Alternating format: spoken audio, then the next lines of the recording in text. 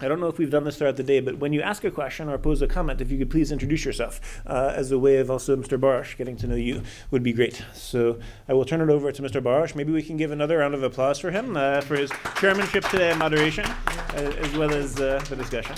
Yeah. Please. When I come in today in the airplane, I read one article very interesting that I want to share with you about RDC, Congo. That from 96 until now, more than 6 million people died there because of conflict. And this conflict is, what is the conflict, the sense of this conflict? It's related about what we are discussing here. Sustainable development. But what happened?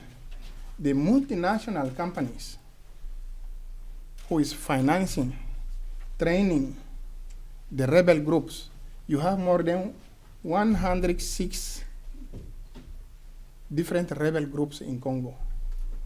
You know what they are looking about? Diamond, cobalt, and what is very interesting mineral. The one that goes in your phone? No. Again? Oil? No. Diamonds? No.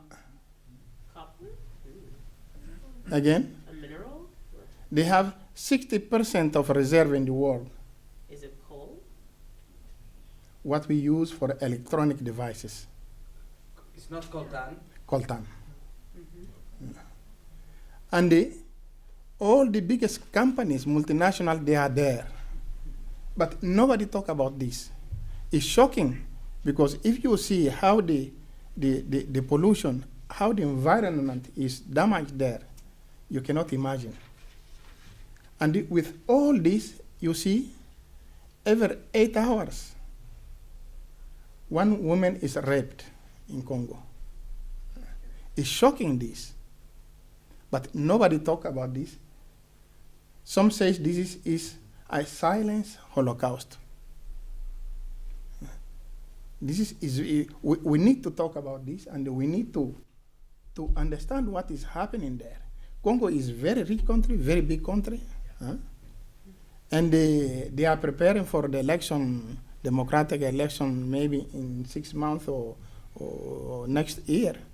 But nobody wants this election because those multinationals continue financing, training the rebels group, etc., etc., etc. And if you look, Congo has a big country in Africa that we said that is a scandal. How we can say the scandalous in scandaleuse en français? Scandalous. Yeah. Of the minerals in Congo that everybody are running there to take all these minerals because it's very important for those multinational companies who's even for the aerospace, all those minerals, this coltan is very, very, very. Congo only has 60% of the reserve, war reserve. But this is something I want to share with you because I just read this in the newspaper when I'm coming in the airplane. It was shocking this. And if you look all this, the richest country like Congo, but people are suffering, no food, nothing. People are killing each other. A lot of rebel groups everywhere. 160 rebel groups fighting each other. It's only because of this. Nothing political, only this. Because there are some multinational, they are protecting each groups. Who taking those minerals and to sell them. So when we talk about development, sustainable development, responsible development, and we must to raise this issue because we are degrading the environment, we are killing the environment there, because the way they extract those minerals is not an industrial way, is not a legal way, because all those they are doing it clandestinely. Yeah. taking those minerals away. And how we can talk about sustainable development in Congo. And is a big question. I think we need to focus to understand and to share what we can do together about this. We have very good example of Botswana, how Botswana is managing the minerals. They are the biggest producer of diamonds. But Congo, you have more than 60 million people. The territory is very big. Nobody can control this. The capacity of hydroelectric of Congo can give the electricity for all Africa. But they cannot do it because all those problems. Yeah. Can we say start with sorry, my name is Damien from Indonesia. Yeah. Can we start it from the education, like Botswana did before, Mr. Also over there. So free education for for the citizen from primary school until university. So the knowledge also grow up, and also the awareness within civilization also grow up. Maybe it's education number one. Maybe that's my opinion. I think education is very important. Yeah. Because it's a long-term investment. Yeah. This is very important for every country in Africa. But there's the problem of the governance. Because how you can allow, because when I say the multinationals, they are there. I don't want to call the name of those multinationals, but all those multinationals in the electronic field, they are there. Also in the space, they are there. Because coltan, the property of the coltan, that is a mineral then can store very high quantity of energy. Or cellular phone, they use coltan. When you save your address, contact in your phone, the contact is there, it's not deleted because of coltan, because you can keep those information. Imagine. So education is important, but governance also is very, very, very important. Yeah. Yes. Right. Hi, my name is Mun, and I'm from the USA, and I have a question that has been kind of bothering me for most of the conference today. So with the example that you gave with the horrors that is happening in the Congo right now, and it's a shame that Mr. Donbrin has exited the building because I wanted to ask him as well. How do you think cultural diplomacy and nation branding actually helps in situations like this? Like, how does nation branding or cultural diplomacy, how's it going to help keep the peace in areas like the Congo? Are we talking about Congo Brazzaville or Congo Kinshasa? Okay. All right, yeah. How does this help settle whichever disputes are there over the minerals that international companies are kind of feeding right now? Yeah, I think the problem is not because those conflict between the groups, because those groups is not ethnic groups they are fighting. It's a group artificially created by those multinationals. Yeah. So in peace they can live together in peace, but they create some divide in the country. You have this mine. I need all those minerals. You can take it for me. I will pay you. It's not that one ethnic group they are taking this. No. So in terms of cultural diplomacy, I think there are some basic things we need to do before we arrive there.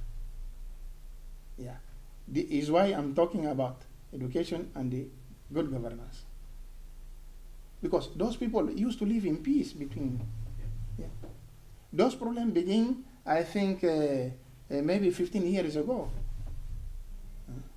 But more than 100 years, how they used to live? They used to live together in peace. Was this the basis of the Second Congolese War? Like the wars in the Congo from like the 60s and the 70s and 80s, did they begin because of coltan? Others mineral, there are a lot of interest. Yeah. Since 61, when they killed Lumumba, Patrice Lumumba. You remember? Yeah. Well, I wasn't alive, but I did study. So I can't remember. But I remember the history book. Yes. Again, yeah. Hi, my name is Alexa. I'm from Germany. Because you mentioned in relation to the other questions that one of the pillars that was missing or that would need to be adjusted in order to solve this problem is governance. My question is, the problems that these multinational corporations create in Congo aren't unique to Congo. Multinational corporations of all kinds do this all over the world, be it oil companies, petrol, I don't know, transportation, export, import, anything. Do you think there's a unique or there's a solution, a potential solution for this unique to Congo, or is this a global problem that we need to attack on a global scale? No, I think it's a big problem not only for Congo, but the Congo is a scandalous because 6 million people die. Yeah. 6 million because of this conflict. Fighting for the minerals, for the resources, you know. In Duarte, it's not like this. They are fighting, but they are not killing each other. You know. But in Congo, and all those big, can I say, of Security Council, they are there. Member of Security Council, they are there, with interest of each other. You said embargo to Congo from the guns, the arms, but they continue selling arms there. Yeah, but still fighting. And how those arms come there? So, can we basically say in most African countries? Oh, sorry, by the way, my name is Deborah. Yeah. I'm from Nigeria, of course, so I can relate to the whole problem in the African continent. So, can we say that in recent times, countries in African continents have suffered bad governance, Yes. bad leaders? Yes. As you talk about Nigeria, do you remember during the campaign of Buhari? Yeah, about what he talked about the corruption, all this. Well, I really do think he tried as much as possible to eliminate corruption as much as possible. Now, the rate at which government resources were being looted Yeah. in our previous president, which is President Jonathan, it was really on the high side, considering a whole former minister of petroleum would have houses in England, have like a skyscraper of 12 floors and all of that. Yes, the loot was on the high side. Some people pointed that out to our president, but I think he decided to turn a blind eye to that as a result of some propaganda. I don't know. Yes. But I think he has worked well on corruption, but he has not eliminated it totally. There's still a lot more. And the only reason why I think we really haven't achieved much is because we are the problem. Like the minister from Gambia said. Now, I think my opinion with regards to also the Congo issue is this. It's not just we saying the government. The government are not some abstract item. It is you, myself, and every other person that makes up this government. They are individuals. And it takes you as an individual to have integrity for we to have success, for we to move forward. So I feel in terms of even the whole cultural diplomacy thing we're trying to talk about, if you and I can agree, if we have a good prospect, if we get into government, if we decide to do things and we are morally upright, then we can move forward. The people killing the rebels are also human beings killing other people regardless of whatever ethnicity. They may be from the same tribe. And then I still don't have mercy in me, and then I look my brother in the eye and slaughter him. So I think it starts from the grassroots. It starts from trying to build a bridge and then trying to connect with them. It may be events, it may be some kind of innovation, I don't know, to try to get people to bond better, then I think if we can move forward from there. Yeah. You are right about what I can say, for example, in Congo. You know, the mandate of the president is over. And everybody knows this. All those the big countries in the world, they know this. But he said he will not leave until next year. He wants to change the constitution to continue in the power. And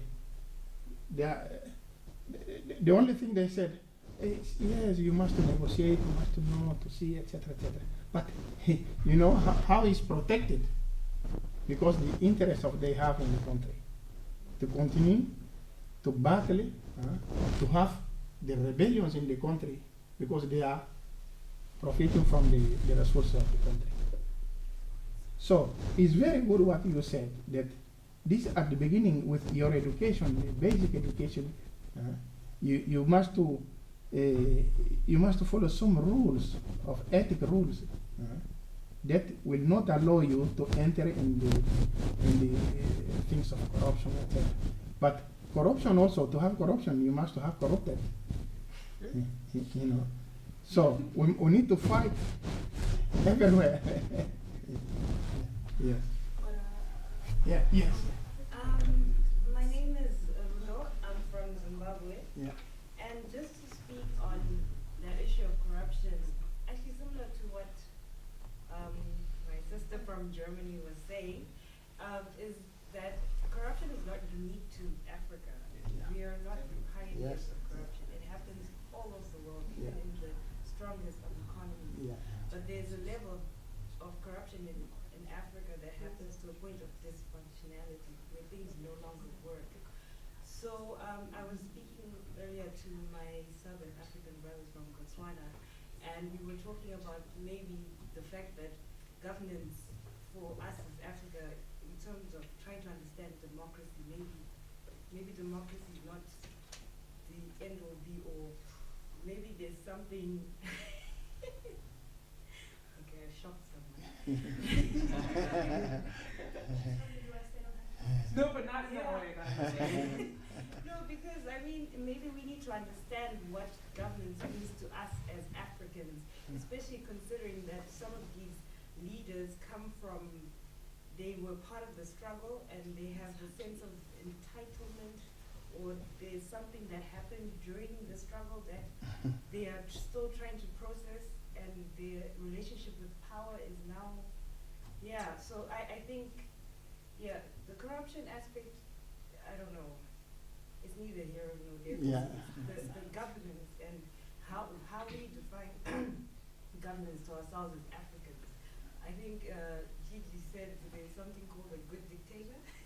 The benevolent dictator. Yeah.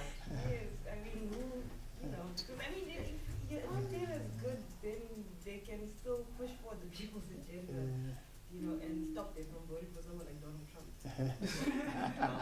If I might ask, if you don't mind, technically, since about the 60s or 70s, countries that were not embroiled in war in sub-Saharan Africa, most of them did have a dictatorship. The vast majority, not the vast majority, but a good percentage of them did have some form of dictatorship. Like you have Mugabe in Zimbabwe. There was what's his face in Uganda that I can't remember right now because I'm blanking. No. Seven. Yes, there you go. Museveni? I thought Museveni. Well, anyway. That's him. Who was in Idi Amin? Yeah, There you go. Idi Amin. Yeah, and then who else was leopard hat guy? Thank you. Thank you. I did know that, but I forgot. Sorry.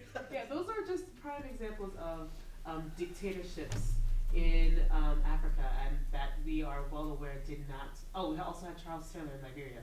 Did not go very well in these technically democratic countries.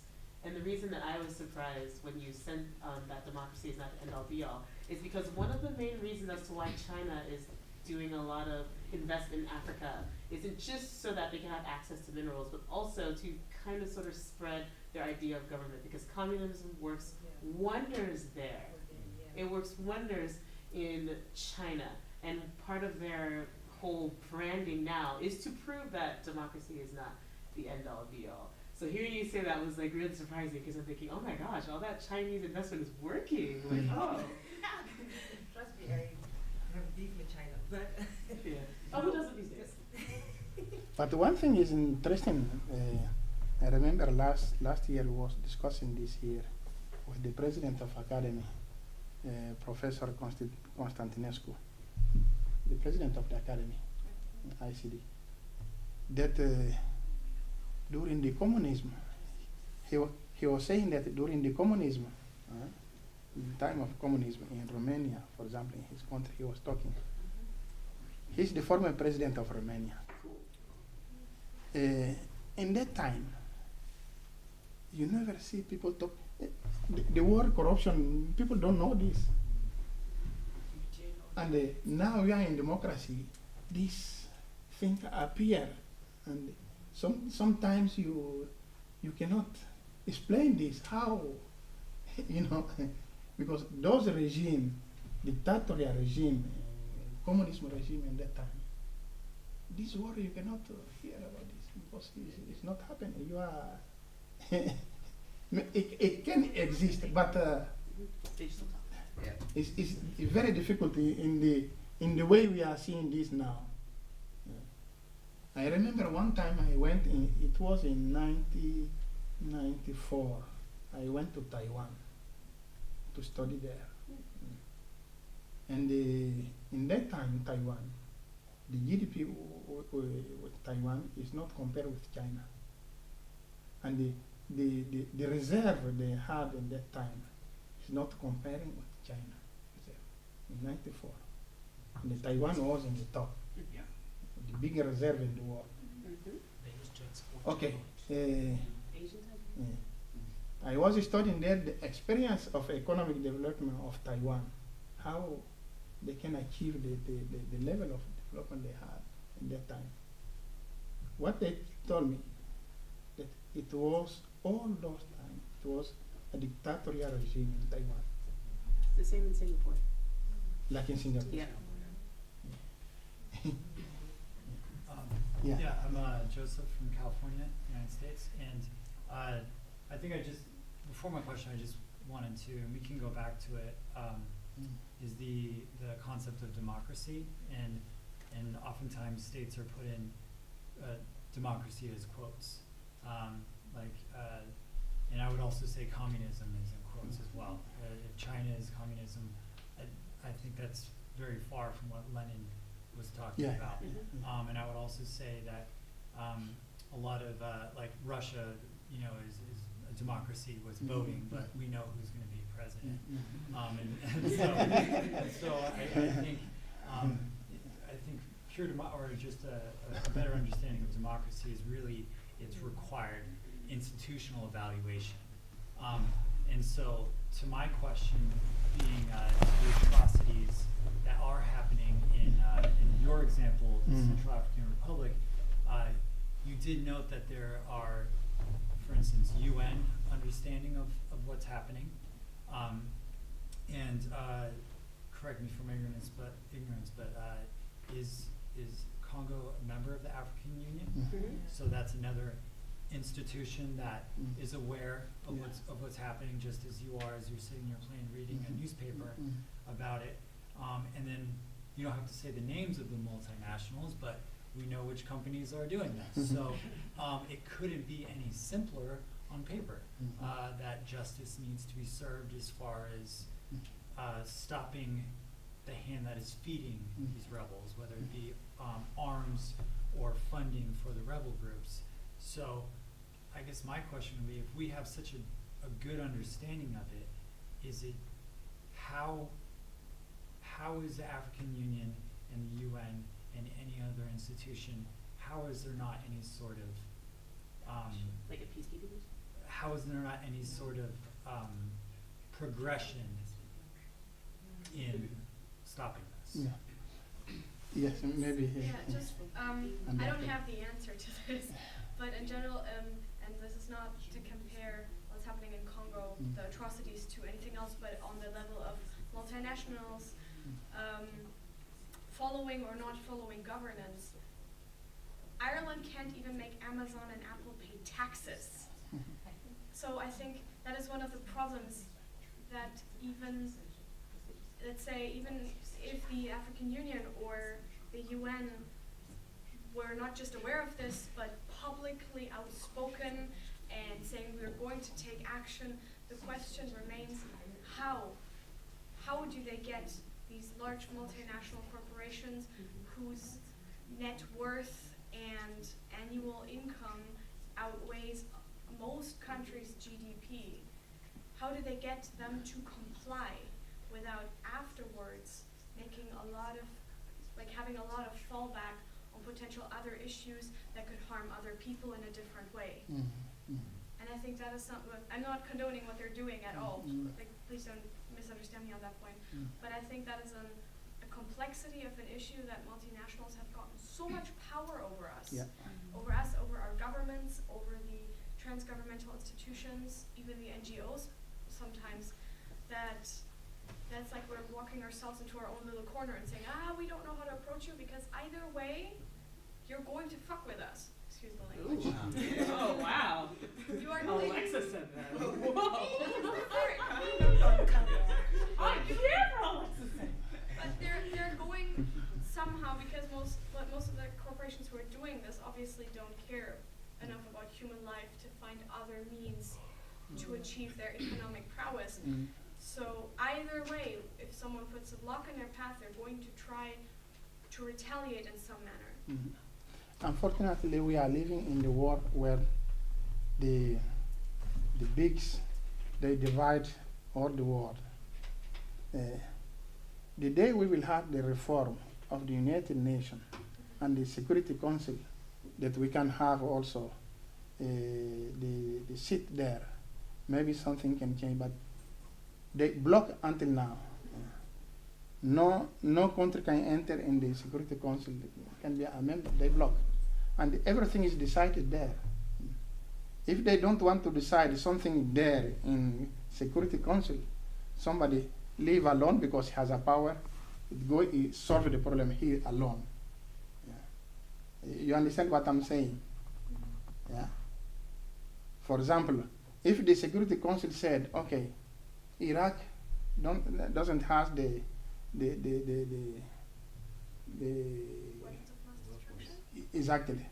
But somebody said, okay, I will go alone with my coalition to, you see, because he has a power.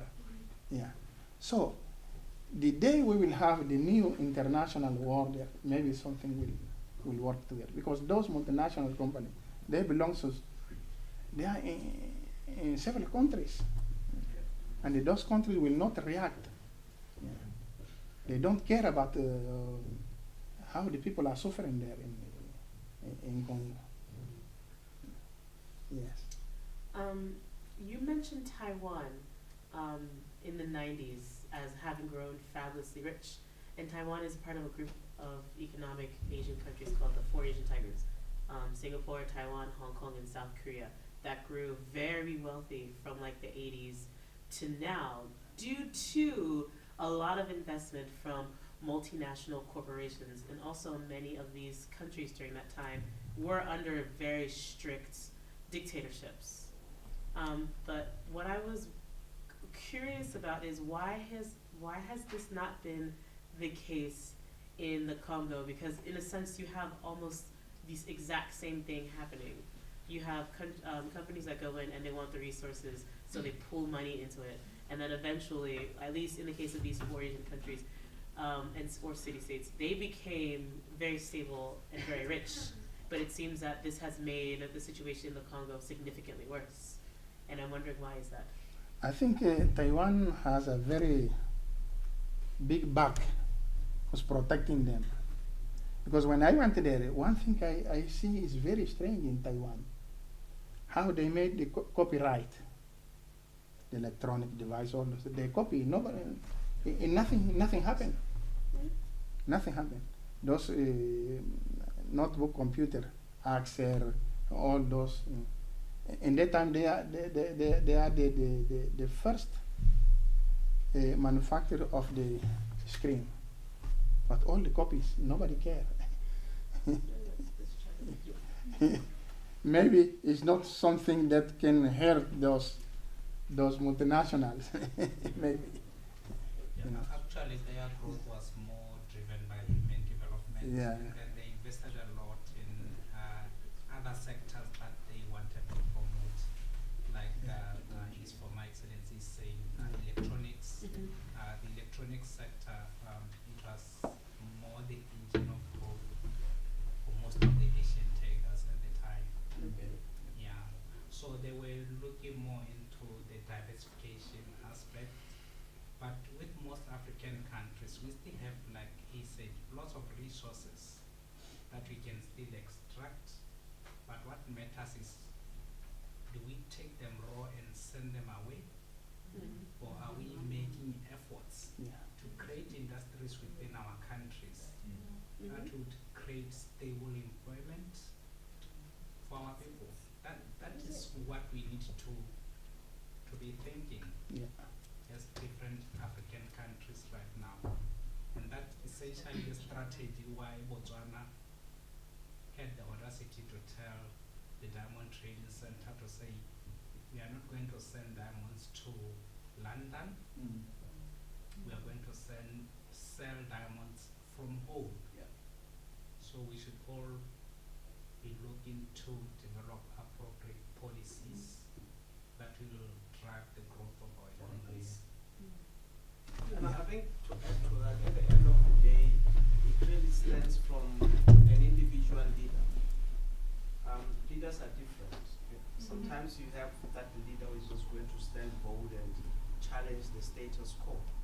I can give an example with Kagame, Paul Kagame of Rwanda. You know, they say all sorts of things about him. Obviously now he's already been labeled He's doing very good job. dictator. War criminal. Yeah. He's doing very good But job. you look at what And he's also one of us Kagame- in Congo also. Yeah. You look at what he's doing now for Rwanda, and you can tell that this is just one person, one leader, taking a bold decision to say, I'm going to change the status quo. Yes, he can change laws or policies overnight because of the dictatorship tech, but with good intentions. What is he doing it for? If, for example, from the example that he's giving, instead of shipping out raw material, if one leader can just come and say, no raw material is leaving this country, we want you guys to come and set up here. That's dictatorship. He did not consult anybody, he's just making that decision. But at the end of the day, he's doing it for the good of the country. So I think it's also an issue of balance between dictators, like the ones you were giving examples with. One thing in common about dictators is that they were all celebrated at one point in time. Yep. You know, they do all, same as Kagame. If he doesn't go after a certain time, at one point he's going to be viewed in the same light as all the other guys. Because at some point you overstay your welcome. Power gets too much into your head, you start killing people. I think maybe we can stop here. Yeah. Because it's a long discussion. See you tomorrow. We cannot finish this. So, see you tomorrow.